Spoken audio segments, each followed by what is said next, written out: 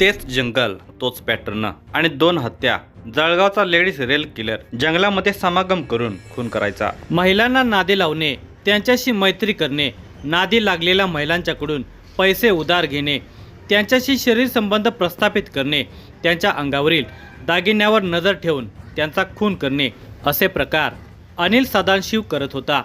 विशेष म्हणजे त्याच्या भूलथापांना महिला बळी पडत होत्या. गोड बोलून तो ठराविक महिलांना टार्गेट करत होता. विविध आमिष दाखवून तो महिलांच्यावर मैत्रीचे जाळे फेकायचा. त्यांच्यासोबत सुरुवातीला मैत्री करायचा. त्यानंतर तो त्यांना जंगल परिसरामध्ये एकांतात समागम करण्यासाठी नेत असे. समागम करताना हळूहळू त्याची दुष्ट नजर त्या महिलांच्या दागिन्यावर पडू लागली. समागमाच्या बहाण्याने जंगलात एकांतात आलेल्या महिलांच्या अंगावरील दागिने लुटण्याचा कुविचार त्याच्या मनात एके दिवशी चमकून गेला.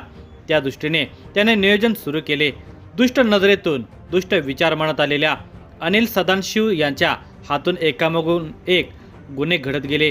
तो पोलिसांच्या हाती लागला आणि अखेर गजाआड गेला. जळगाव जिल्ह्याच्या पारोळा तालुक्यातील अनिल सदाशिव या सिरियल किलरची ही कर्मकहाणी पुढील प्रमाणे आहे. ही व्हिडिओ पुढे पाहण्याअगोदर जर तुम्ही या चॅनेलवर जर नवीन असाल तर प्लीज आपल्या या मराठी चॅनेलला नक्की सबस्क्राईब करा. पारोळा तालुक्यातील सुमठाणे या लहान गावात अनिल गोविंदा सदाशिव हे वन विभागात नोकरीला होते. तो राहत असलेल्या अमळनेर आणि पारोळा परिसरातील जंगल परिसराची त्याला चांगल्या प्रकारे माहिती होते. सुमारे 7 वर्षापूर्वी त्याचे वडील वारले होते.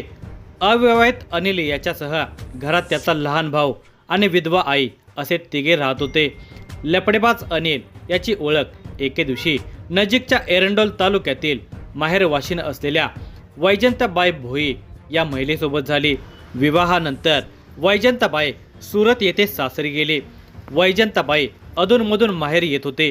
त्यावेळी तिची अनिल याच्यासोबत भेट होत असे.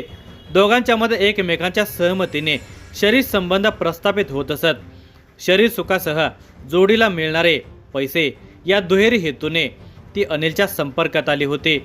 एके दिवशी अनिलने तिला सुरत येथून गावी येण्यास सांगितले.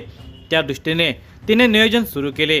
घरात कुणाला काही न सांगता दिनांक 4 मे 2025 रोजी ती बसने सुरत येथून धुळे येथे येण्यास निघाली. प्रवासादरम्यान तिचा अनिलसोबत मोबाईलवर संपर्क सुरू होता. ठरल्यानुसार दिनांक 5 मे 2025 रोजी भल्या पहाटेपासून अनिल तिची धुळे बस स्थानकावर वाट बघत होता.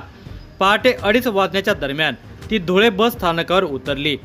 धुळे बस स्थानकामध्ये आल्यानंतर तिने पहिला फोन अनिलला लावला. मी धुळे बस स्थानकामध्ये आली असून तुम्ही कुठे आहात असे तिने त्याला विचारले. तिचा फोन येताच जवळपास असलेला अनिल तिच्या जवळ गेला. त्यानंतर जवळच असलेल्या बाकावर दोघे बसले. पहाटे 4 वाजेपर्यंत दोघांनी एकमेकांच्या सोबत गुलूगुलू गप्पा मारल्या. या कालावधीमध्ये अनिलची पारखी नजर तिच्या अंगावरील दागिन्यावर खिळून होती. तिच्या अंगावरील दागिने त्याला खुणावत होते. तिच्या अंगावरील दागिने हस्तगत करणे हेच त्याचे मुख्य उद्दिष्ट होते. तत्पूर्वी तिच्यासोबत शरीर सुखाचा आनंद लुटण्याचे त्याचे नियोजन होते. पहाटे 4 वाजता धुळे बस स्थानकात चोपडा या गावी जाणाऱ्या बसची उद्घोषणा झाली. या बसने वाटेत जानवे या गावी उतरून परिसरातील जंगलात समागम करण्यासाठी जाण्याचे दोघांचे नियोजन होते. त्यामुळे दोघेजण जानवे येथे जाण्यासाठी चोपडाकडे जाणाऱ्या बसमध्ये बसले. मात्र ती जलद बस असल्यामुळे ही बस लहान गावांना थांबणार नाही हे वाहकाने प्रवाशांना अगोदरच बजावले होते. बस वाहकासोबत चर्चा करून अनिलने अमळनेरचे तिकीट काढून जानवे या गावी बस उभी करण्याची विनंती केली. त्यानुसार पहाटे 5 वाजण्याच्या सुमारास दोघेजण जानवे या गावानजीक उतरले होते. पहाट होण्यापूर्वी अंधारातच दोघे पायी चालत चालत जानवे जंगलातील झाडाझुडपामध्ये गुपचूप गेले. त्या ठिकाणी उतावळे झालेल्या दोघांनी एकमेकांच्या मर्जीने शरीर सुखाचा आनंद लुटला. शरीर सुखाचा मनसोक्तपणे आनंद लुटल्यानंतर अनिलच्या अंगातील हैवान जागा झाला. वैजंताबाईच्या अंगावरील दागिने काढून घेण्यासाठी त्याने जवळच पडलेला लाकडी दांडका तिच्या डोक्यात हाणला. जखमी होत तडफडत तिने आपले प्राण सोडले. शरीर सुखाच्या आशेने आलेली वैजंताबाई प्राणघातक हल्ल्यात ठार झाली. नियतीने लिहून ठेवलेल्या मृत्यूच्या जागेवर ती स्वतःहून सुरत ते धुळे आणि धुळे ते जानवे असा बसने प्रवास करून पायी जानवे येथील जंगलात आली होती. वैजंताबाई मरण पावल्याची खात्री झाल्यानंतर अनिलने तिच्या कानातील सोन्याच्या बाळ्या काढून घेतल्या. याशिवाय तिच्याजवळ असलेल्या पिशवीतील रोख 30,000 रुपये काढून घेतले. रोख रक्कम आणि सोन्याच्या बाळ्या असा ऐवज घेत त्याने तिथून धूम टोकली. अमळनेर येथील एका सराफाला त्या सोन्याच्या बाळ्या त्याने 40,000 रुपयांना विकल्या. अशा प्रकारे 70,000 रुपयांची रोकड त्याच्या हाती आली. या घटनेनंतर महिलांच्या अंगावरील दागिने लुटणे, त्यांच्याकडून गोड बोलून पैसे उधार घेणे, त्यांच्याकडून शरीरसुख घेण्याची अनिलची हाव वाढतच गेली. जंगल परिसरामध्ये एकांतात महिलांचे दागिने लुटल्यानंतर त्यांच्या खुनाच्या घटनेचा कुणाला थांग पता लागत नाही. या घटनेचे कुणी साक्षीदार नसतात. महिला आपल्याला प्रतिकार करू शकत नाहीत आणि आपण कधी पकडले जाणार नाही असा त्याचा समज झाल्याने त्याचे धाडस वाढले. त्यानंतर काही दिवस असेच निघून गेले. दरम्यानच्या कालावधीमध्ये सुरत येथून कोणाला काही न सांगता घराबाहेर पडलेल्या वैजंताबाईचा शोध तिचे नातेवाईक घेत होते. बरीच वाट बघून आणि शोध घेऊनही ती घरी परत आली नसल्यामुळे तिचा मुलगा गणेश भोई याने सुरत येथील चौक बाजार पोलीस स्टेशनला ती बेपत्ता झाल्याबाबत तक्रार दिली. त्या तक्रारीच्या आधारे दिनांक 17 मे 2025 रोजी चौक बाजार पोलीस स्टेशनला वैजंताबाई बेपत्ता झाल्याप्रकरणी मिसिंग दाखल करण्यात आले. या मिसिंगचा तपास सुरत येथील चौक बाजार पोलीस करत होते. वैजंताबाईचा मृतदेह जळगाव जिल्ह्यातील अमळनेर तालुक्यातील जंगल परिसरामध्ये निर्मनुष्य जागे पडून होता. त्याकडे बरेच दिवस कुणाचे लक्ष गेले नाही.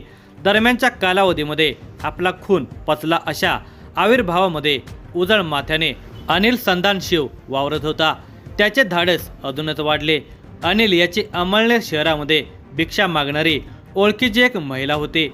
शहनाजबी इक्बाल शेख असे त्या 40 वर्ष वयाच्या भिक्षेकरी महिलेचे नाव होते. भिक्षा मागून ती स्वतःचा उदरनिर्वाह करत होती. ती भिक्षा मागणारी महिला असली तरी तिने 70,000 रुपये गाठीशी जमा केले होते. दुर्भाग्याची गोष्ट म्हणजे तिने ते 70,000 रुपये अनिल याला उधार दिलेले होते. गोड बोलून घेतलेले 70,000 रुपये तो तिला देत नव्हता. तिला तिचे पैसे देण्यास अनिल टाळाटाळ करत वेळ मारून नेत होता. उधार दिलेले 70,000 रुपये परत मिळवण्यासाठी तिचा अनिलकडे तगादा सुरू होता. तिच्या तगाद्यापासून सुटका करण्यासाठी त्याने त्याचा नेहमीचा फॉर्म्युला वापरण्याचे मनाशी ठरवले. तिचे पैसे परत देण्याच्या बहाण्याने तिला जंगलात समागमासाठी घेऊन जायचे आणि तेथेच तिचा खून करायचा असे त्याने मनाशी निश्चित केले. त्याने गोड बोलून तिला म्हटले की मी तुला तुझे पैसे परत देतो, तू माझ्यासोबत जंगलात चल, आपल्याला आपले पैसे परत मिळतील. या आशेने ती त्याच्यासोबत जंगलात जाण्यास तयार झाली. दिनांक 19 जून 2025 रोजी भर दुपारी तो तिला मोटारसायकलवर बसवून पैसे देण्याच्या बहाण्याने लांब जंगलात नेत होता. त्याचवेळी त्याच्या एका परिचिताने दोघांना मोटारसायकलवरून डबल सीट जाताना पाहिले. अनिल याला तो इसम चांगल्या प्रकारे ओळखत होता. त्याला त्याची सवय माहिती होती. अनिल हा शहाजनबी सोबत कोणते सुख घेण्यासाठी जात आहे हे त्या इसमाने ओळखले होते. त्यामुळे त्याने लागलीच अनिल याला त्याच्या मोबाईलवर कॉल केला. मोबाईलवर कॉल आल्यामुळे अनिल याने भरधाव वेगातील मोटारसायकल उभी केली. पलीकडून बोलणाऱ्या त्या परिचिताने त्याला विचारले की तू कुठे आहेस आणि तुझ्यासोबत कोण आहे. त्यावर अनिल याने त्याला उत्तर दिले की माझ्यासोबत शहाजनबी असून मी पिंपळखोटा रस्त्यापासून जंगलाकडे जाणाऱ्या रस्त्याच्या कोपऱ्यावर उभा आहे. त्यावर त्या परिचिताने त्याला सांगितले की तू जिथे आहे तिथे थांब, मी देखील तुमच्यासोबत येतो. त्यामुळे अनिल हा त्या परिचिताची वाट बघत शहाजनबी हिच्यासोबत थांबला. काही वेळातच तो परिचित त्या ठिकाणी मोटारसायकलने आला. तेथून तिघेजण जंगलात गेले. त्या ठिकाणी त्या परिचिताने शहाजनबी हिला बाजूला नेऊन तिला खाजगीत काहीतरी सांगितले. दोघांचे बोलणे झाल्यानंतर शहनाजबी तेथून अनिल याच्याकडे आली. ती त्याच्याकडे तिच्या 70,000 रुपयांची मागणी करू लागली. तू मला माझे 70,000 रुपये दिले नाही तर मी तुझ्या विरुद्ध अत्याचाराचा गुन्हा दाखल करेन असे ती त्याला म्हणू लागली. तिचे बोलणे ऐकून अनिलच्या रागाचा पारा चढला. त्याने जवळच असलेला लाकडी दांडका उचलून शहनाजबीच्या डोक्यात मारला. त्यात ती मोठ्या प्रमाणात जखमी झाली. तिच्या डोक्यातून रक्त येऊ लागले. अनिल संतापल्याचे बघून ती जखमी अवस्थेत आपला जीव मुठीत धरून सायरा वैरा पळू लागली. तिच्याप्रमाणेच अनिलच्या ओळखीचा जंगलात आलेला तो परिचितही घाबरला. तो पळून जात असलेल्या शहनाजबीला मोटारसायकलवर बसवून निघून गेला. त्यानंतर काही दिवस शहनाजबीने दवाखान्यात वैद्यकीय उपचार घेतले. दिनांक 27 जून रोजी तिला दवाखान्यातून सुट्टी मिळाली. त्यानंतर तिने तिच्यावर झालेल्या प्राणघातक हल्ल्याप्रकरणी अनिल संदान शिव याच्या विरुद्ध अंमळनेर पोलीस स्टेशनला गुन्हा दाखल केला. गुन्हा रजिस्टर नंबर 261/2025 BNS कलम 109(1) 351(3) अन्वये 3 जुलै 2025 रोजी हा गुन्हा नोंद करण्यात आला.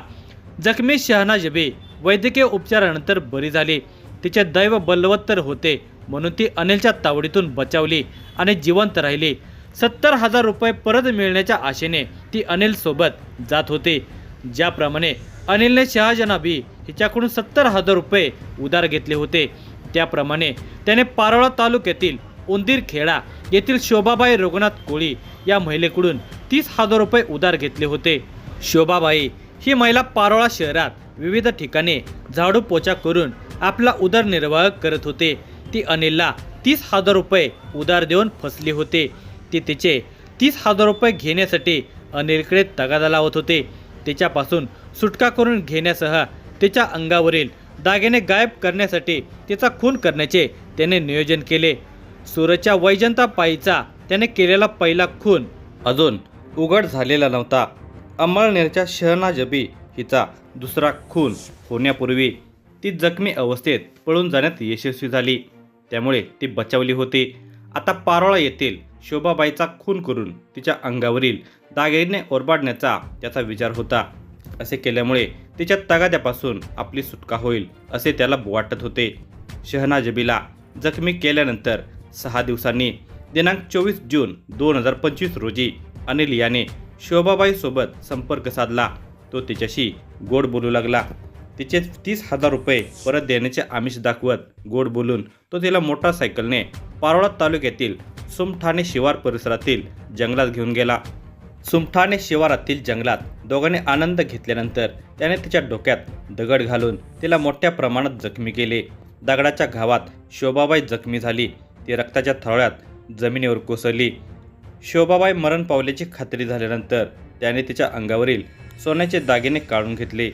तिचा चेहरा प्लास्टिकच्या गोणीने बांधून त्याने दागिन्यांसह तेथून पलायन केले. ते दागिने त्याने अंमळनेर येथील एका सराफाला 90,000 रुपयात विक्री केले. अंमळनेर तालुक्यातील जंगलामध्ये वैजंताबाईच्या खुनाप्रमाणेच पारोळा तालुक्यातील जंगलात शोभाबाईच्या खुनाचा गुन्हा पचणार असे त्याला वाटत होते.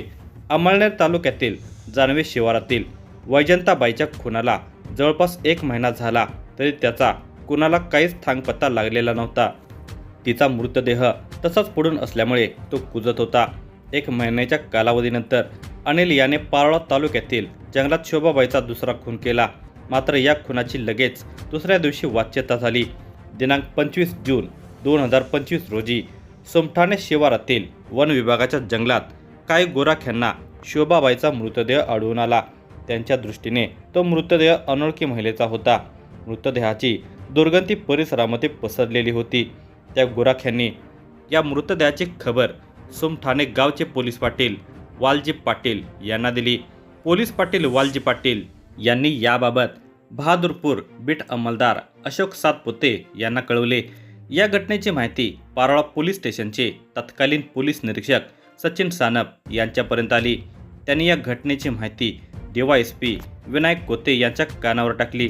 अशा प्रकारे या मृतदेहाच्या माहितीमुळे पुढील तपासाची सूत्रे गतिमान झाली. या घटनेची माहिती मिळताच पोलीस निरीक्षक सचिन सानप यांच्या मार्गदर्शनाखाली उपस्थित अधिकारी आणि कर्मचाऱ्यांचे पथक घटनास्थळी रवाना झाले. घटनास्थळी वन विभागाच्या निर्मनुष्य जागी जाईपर्यंत बरीच रात्र झाली. वाटेत पोलीस पाटलांना सोबत घेण्यात आले. घटनास्थळी जंगलातील झाडाझुडपात शोभाबाईचा मृतदेह पडलेला होता.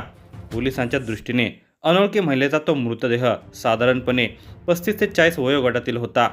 सहाय्यक पोलीस निरीक्षक योगेश महाजन यांनी घटनास्थळी फॉरेन्सिक पथकाला बोलावून घेतले. मयत अनोळखी महिलेचा चेहरा प्लास्टिकच्या पोत्याने झाकलेला होता. ते पोते दूर सारताच परिसरात मोठ्या प्रमाणात दुर्गंधी पसरण्यास सुरुवात झाली. या घटनेप्रकरणी सरकारतर्फे फिर्यादी होत अंमलदार अशोक सातपुते यांनी पारोळा पोलीस स्टेशनला अज्ञात मारेकऱ्याविरुद्ध खुनाचा गुन्हा दाखल केला। हा गुन्हा भाग 5 गुन्हा रजिस्टर नंबर 154/2025 भारतीय न्याय संहिता 2023 चे कलम 103(1) 238 प्रमाणे दाखल करण्यात आला। या गुन्ह्याचा तपास पुढे सरकण्यासाठी सर्वप्रथम मयत महिलेची ओळख पटवणे गरजेचे होते। त्या दृष्टीने तपासाला सुरुवात करण्यात आली। जळगावसह धुळे आणि इतर जिल्ह्यातील पोलीस स्टेशनला मयत महिलेच्या वर्णनाशी मिळत्या जुळत्या महिलेची मिसिंग दाखल आहे का याचा शोध घेण्यात आला, मात्र कुठेही तशा स्वरूपाची नोंद नसल्याचे आढळून आले। त्यामुळे महिलेची ओळख पटवण्याचे एक आव्हान पोलिसांच्या समोर होते। पोलिसांनी आपले कसब वापरण्यासह बातमीदार कामाला लावले। मयत महिलेच्या पायात असलेली धातूची रिंग कोणत्या समाजातील महिला त्यांच्या प्रथेनुसार वापरतात याचा शोध घेऊन ओळख पटवण्याचा प्रयत्न करण्यात आला। याशिवाय विविध व्हॉट्सॲप ग्रुपच्या माध्यमातून मयत महिलेसह तिच्या अंगावरील कपडे, तिच्या हातावरील गोंधन, कानातील रिंग आदींची माहिती प्रसारित करून ओळख पटवण्याचा प्रयत्न करण्यात आला। याशिवाय मयत महिलेच्या हातातील हिरव्या काचेच्या बांगड्या व नारंगी पिवळा धागा बघता ती घटनेपूर्वी कोणत्या तरी मंदिरात दर्शनासाठी जाऊन आली असावी असा अंदाज व्यक्त करण्यात आला।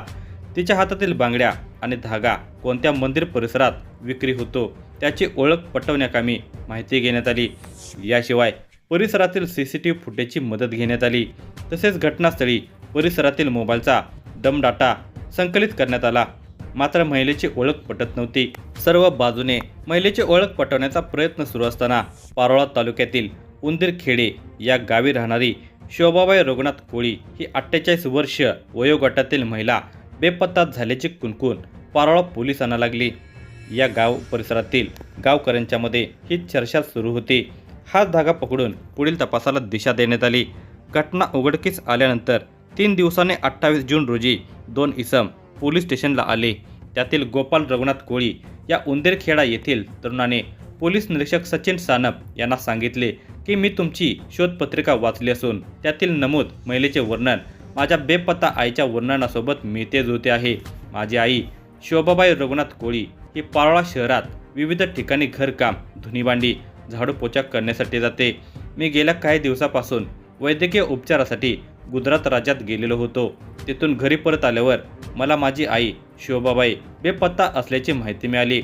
आपण प्रसारित केलेल्या शोधपत्रिकेतील महिलेचा फोटो आणि मृतदेह मला दाखवल्यास मी ओळखू शकतो। त्याच्या म्हणण्यानुसार त्याला मयत महिलेचा फोटो आणि मृतदेह दाखवला असता त्याने तो ओळखला। मयत महिला ही त्याची आई शोभाबाई रघुनाथ कोळी हीच होती। अशा प्रकारे मयत महिलेची ओळख पटलेली होती आणि तपासाचा निम्मा भार कमी झाला होता।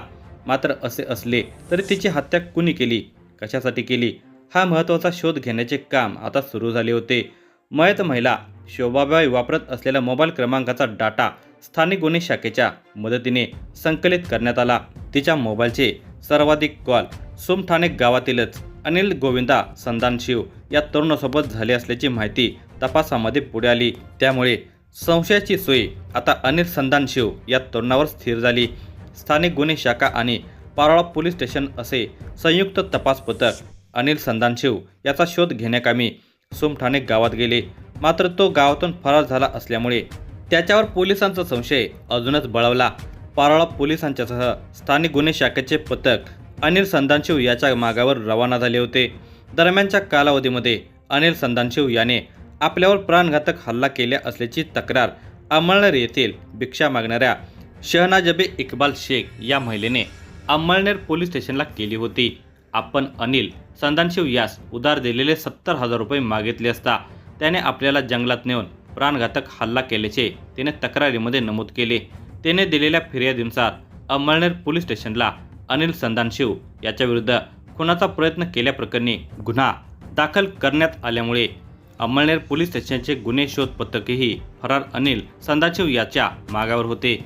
दिनांक 28 जून 2025च्या मध्यरात्री धुळे तालुक्याच्या जाती शिताने गावाच्या रस्त्यावर अनिल संदानशिव यास पोलीस पथकाने ताब्यात घेत पारोळा पोलीस स्टेशनला आणण्यात आले। पोलीस कोठडी दरम्यान त्याने शोभाबाईचा खून केल्याची कबुली पारोळा पोलीस स्टेशनचे तत्कालीन पोलीस निरीक्षक सचिन सानप यांना दिली। अनिल संदानशिव पारोळा पोलिसांच्या तावडीत येण्याच्या 6 दिवसापूर्वी 23 जुलै 2025 रोजी अंमळनेर तालुक्यातील जानवे या गावचे पोलीस पाटील विलास धोंडू पाटील यांनी अंमळनेर पोलीस स्टेशनला एका अनोळखी महिलेच्या मृतदेहाची माहिती दिली। जानवे शिवारातील जंगलामध्ये एका अनोळखी महिलेचा मृतदेह पडलेला असून त्याची दुर्गंधी परिसरामध्ये पसरलेली असल्याची त्यांनी माहिती दिली। खूप दिवसापासून मृतदेह पडलेला असल्यामुळे मृतदेह कुजण्यास सुरुवात झाली होती। अंमळनेर पोलीस स्टेशनचे पोलीस निरीक्षक दत्तात्रय निकम यांनी आपल्या सहकाऱ्यांच्या मदतीने घटनास्थळ गाठत पुढील कारवाई सुरू केली। सुरुवातीला या प्रकरणी 59/2025 या क्रमांकाने अकस्मात मृत्यूची नोंद घेण्यात आली। DYSP विनायक कोते यांच्या मार्गदर्शनाखाली अधिक तपास सुरू करण्यात आला। घटनास्थळावर पोलीस पथकाला एक आधार कार्ड मिळून आले। ते आधार कार्ड वैजंताबाई भगवान भोई या नावाने जारी केले होते। त्यावर वैजंताबाई या महिलेची जन्मतारीख, सुरत येथील पत्ता, मोबाईल क्रमांक आदी तपशील होता। सुरत येथील कतरगाम दरवाजा कुबेरनगर असा त्यावर पत्ता होता। मृतदेहाचे लांब केस, जवळ पडलेली पर्स, कपाळावरील टिकली आदी वस्तूंचे निरीक्षण केले असता तो मृतदेह महिलेचा असल्याचे स्पष्ट झाले होते। मृतदेहाजवळ आढळून आलेल्या आधार कार्डच्या मदतीने अधिक तपास केला असता ती महिला अर्थात वैजंताबाई ही सुरत येथून कुणाला काही न सांगता 4 मे 2025 रोजी घरातून निघाली होती। तिच्या बेपत्ता झाल्याप्रकरणी सुरत येथील चौक बाजार पोलीस स्टेशनला गणेश भोई याने दिलेल्या तक्रारीनुसार मिसिंग दाखल करण्यात आली होती। त्या मिसिंगचा तक्रारदार गणेश भोई आणि त्याची बहीण सोनल भोई या दोघांना बोलावून मृतदेहाचा फोटो आणि घटनास्थळावरील कपडे आणि इतर वस्तू दाखवण्यात आला। त्या वस्तू बघून तो मृतदेह आपली आई वैजंताबाई हिचा असल्याचे त्याने स्पष्ट केले। अशा प्रकारे मृतदेहाची ओळख स्पष्ट झाली। आता तिचा खून कुणी आणि का केला याचा तपास सुरू करण्यात आला। अंमळनेर पोलीस स्टेशन हद्दीत वैजंताबाई भोई या महिलेची झालेली हत्या, पारोळा पोलीस स्टेशन हद्दीत शोभाबाई या महिलेची झालेली हत्या आणि अंमळनेर शहरातील भिक्षेकरी महिलेवरील प्राणघातक हल्ला या 3 घटनांमध्ये एक साम्य असल्याचे अंमळनेर पोलीस स्टेशनचे पोलीस निरीक्षक दत्तात्रय निकम यांच्या पारखी नजरेने हेरले होते। या 3 घटना जंगल परिसरात एकांतात झाल्या होत्या। त्यामुळे पारोळा पोलिसांच्या ताब्यात असलेला अनिल गोविंदा संदानशिव हाच या घटनेतील गुन्हेगार असू शकतो हे त्यांना जाणवू लागले। त्यांनी त्याचा मोबाईल CDR मागवला। त्यात त्यांना तथ्य आढळून आले। अंमळनेर आणि पारोळा येथील महिलांच्या खुनाच्या दोन्ही घटनेत गुन्हा करण्यासाठी वापरलेल्या पद्धतीत साम्य आढळून आले। दोन्ही गुन्ह्याचे घटनास्थळ हे 1 किलोमीटरपेक्षाही कमी अंतराचे होते। दोन्ही घटनास्थळावरील मोबाईल टॉवर लोकेशनमध्ये अनिल गोविंदा संदानशिव याची उपस्थिती होती। दोघा मयत महिलांच्या मोबाईल क्रमांकावर अनिल संदानशिव याचे घटनेच्या दिवशी व अगोदर बोलणे झाल्याचे देखील स्पष्ट झाले होते। सखोल तपासाअंती वैजंताबाई भोई हिच्या खून प्रकरणी अंमळनेर पोलीस स्टेशनचे पोलीस उपनिरीक्षक समाधान रामकृष्ण गायकवाड यांनी संशयित आरोपी अनिल संदानशिव याच्या विरुद्ध खुनाचा गुन्हा दाखल केला। गुन्हा रजिस्टर नंबर 304/2025 BNS कलम 103(1) नुसार हा गुन्हा नोंद करण्यात आला। गुन्हेगार कितीही हुशार असला तरी तो कोणता तरी पुरावा मागे ठेवत असतो। केवळ दागिने आणि पैशासाठी खून करून घटनास्थळावरून पलायन करणाऱ्या अनिलने वैजंताबाईच्या आधार कार्डचा पुरावा मागे ठेवला आणि तो पोलिसांच्या हाती आला। याशिवाय मोबाईल लोकेशन आणि कॉल रेकॉर्ड या तांत्रिक तपासात देखील तो अडकला। या गुन्ह्याचा पुढील तपास अंमळनेर उपविभागीय अधिकारी विनायक कोते यांच्या मार्गदर्शनाखाली पोलीस निरीक्षक दत्तात्रय निकम व त्यांचे सहकारी पोलीस उपनिरीक्षक समाधान Gaikwad, Namdev Borkar, police head constable Santosh नागरी, काशीनाथ पाटील, पोलीस कॉन्स्टेबल सागर साळुंके आदी करत आहेत। या तपास कामी स्थानिक गुन्हे शाखेचे पोलीस उपनिरीक्षक शरद बागल व police head constable Kailas Shinde यांचे सहकार्य लाभले।